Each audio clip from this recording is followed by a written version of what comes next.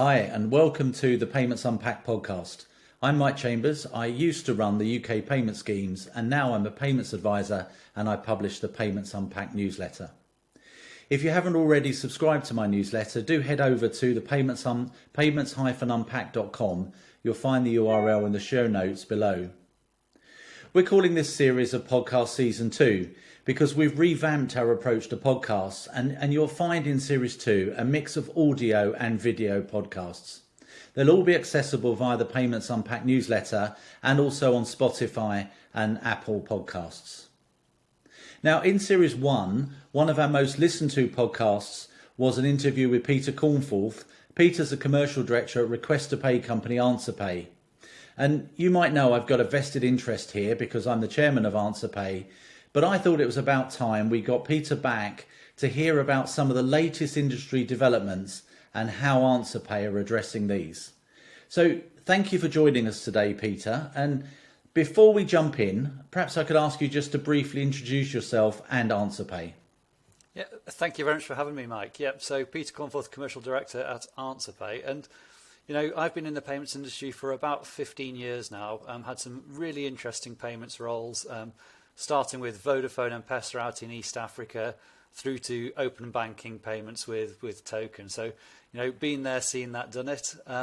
In terms of AnswerPay, we've been involved with Request to Pay for about 6 years now, and that is a long period of time. But what you find is these standards-based approaches take a long time to come to market. So when the Pay.UK standard went live May 2020, we were the first one certified in June 2020, but we were involved beforehand helping to shape what that standard looked like so it was fit for purpose. So thank you for that very brief introduction, Peter, but also for that little bit about the creation of AnswerPay. And I wanted to jump in with the first question to you, and it's perhaps not a natural one for us to jump into, but I wanted to ask about SEPA payments. Because I read a little while ago that the European Commission have mandated SEPA Instant with zero cost to the consumer. And I just wondered what that might mean for AnswerPay. Yeah, really important topic and a great place to start. So it's funny because Europe for a long time had the lead with account-to-account payments. You had players like Cornforth were disrupting the market with a screen scraping based service.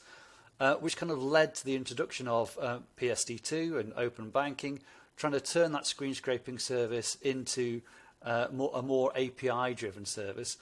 But what we found is that the UK has taken off with open banking, whereas continental Europe has lagged slightly behind, which is strange given the heritage and so forth out in Germany. And that's a mixture of two things, really. One, it's the fact that in the UK, faster payments, free to consumers, ubiquitous. So great opportunity for everyone's familiar with it already. Even if you don't know what faster payments are, you expect instant payments.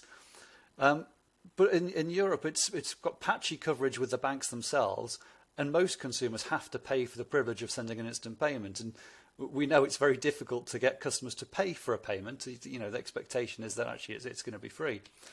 So actually this is going to be transformative, not just for Request to Pay, but for open banking and other account-to-account services. It's going to be a huge catalyst. I think for Request to Pay it's particularly interesting though, because the barriers for account-to-account payments in Europe have been about that accessibility of instant payments, but also the lack of API standardization. And that's where Request to Pay can help, because we can leverage the fact that there's going to be more instant payments, but we can bring the standardization to those APIs that's been missing so far. And we're very much ready to jump on that, because we've received funding from the European Commission via the Department of International Trade to help expand into Europe. And we've also partnered with an interesting Hungarian company called PartnerHub. And what they do is they take ERP data from businesses and reformat it to invoices and generate request to pay messages. So it takes away one more hurdle in terms of people worrying about how to integrate with APIs.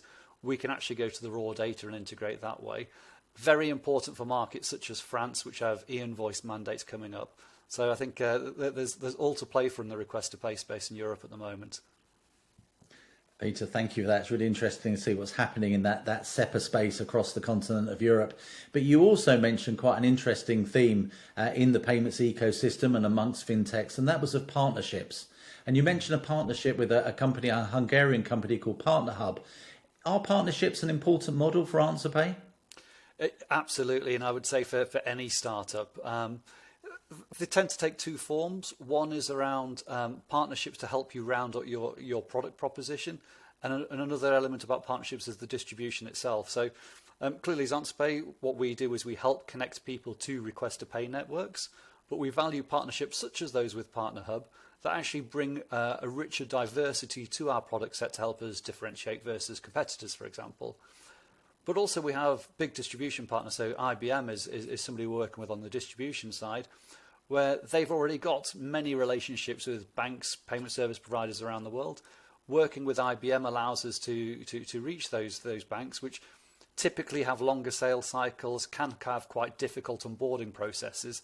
So working via a partner like IBM, it makes it a little bit smoother for you to get integrated with some of those clients you'd like to be talking to. Fantastic. So we've had a little look across SEPA and continental Europe. We thought about the importance of partnerships to fintechs and how that's been applied within the AnswerPay model. The other thing, I'm just mindful of the sun setting now and the darkness coming across the sky. The clock's changed at the weekend. It's not going to be long before people are going to start thinking about plans for 2023 and all their predictions for the future and everything else. So I thought today in this podcast, Peter, we'd get to the front or the head of the curve there, and I'd ask you a question with that mindset of 2023 just around the corner. What are the big topics that you and AnswerPay are keeping a close eye on? Yeah, it's scary, isn't it? It's come around so quickly. In terms of 2023, I think there's kind of three big themes. Number one, 2022 has been all around authorised push payment fraud, and it's really gotten out of control. And I think there's many people in the industry are very concerned about the levels. I think UK Finance said it was a national security threat. So it is something we need to tackle. So I think we're looking for strong regulatory action to help deal with that.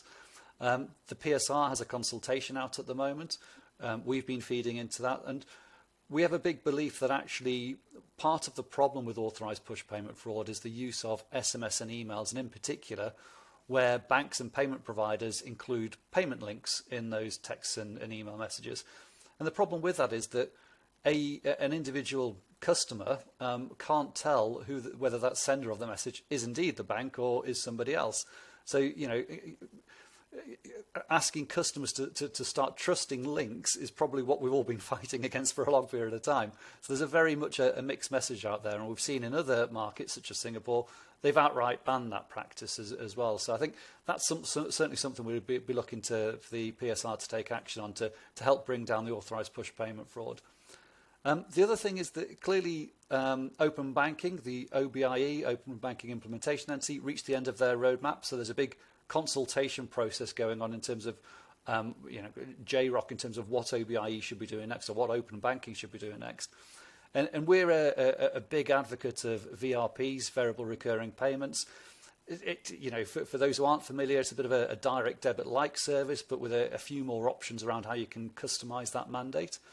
But I think it fits in very nicely with request to pay, because you'll have different relationships with different providers that you may use. You may have a very trusted relationship with your bank who you pay your mortgage to, for example, and VRPs would fit very nicely.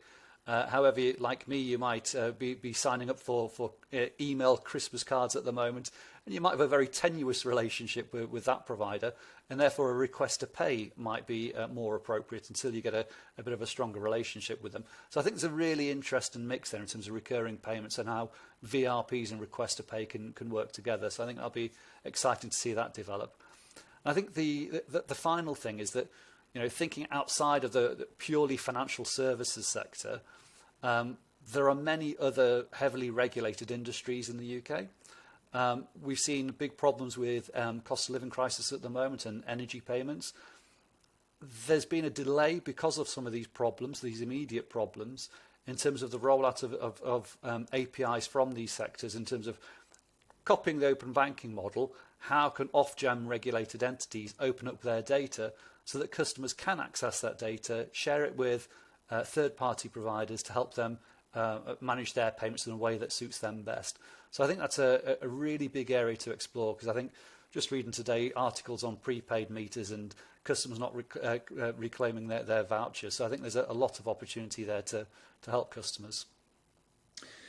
Really helpful, thank you. As people start thinking about 2023, some real good pointers there. Yeah, very conscious of the risks of pay-by-link solutions using SMS and email. Very conscious of other things going in the industry where we might see a coexistence and a complementary nature of request to pay and VRPs. I'm sure those things will sort of unpack themselves in the coming months. But ultimately, it's good to see the thing you finish with in terms this is all about the end user and all about making sure that as end users, they have a choice about who they pay, when they pay and how they pay. It's a lovely catchphrase which puts the front and centre of our mind about our reason for payments is not the payment itself, but it's to make the payment for a good or service as easy as possible that we can for people.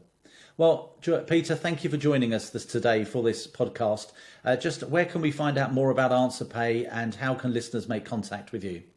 So by all means, contact me on LinkedIn or you can contact me on email, so peter.cornforth@answerpay.uk, or of course visit our website to find out a bit more, so www.answerpay.uk. Fantastic, Peter. Thank you so much. And for the listeners today, thank you for watching this video, this Payments Unpacked podcast.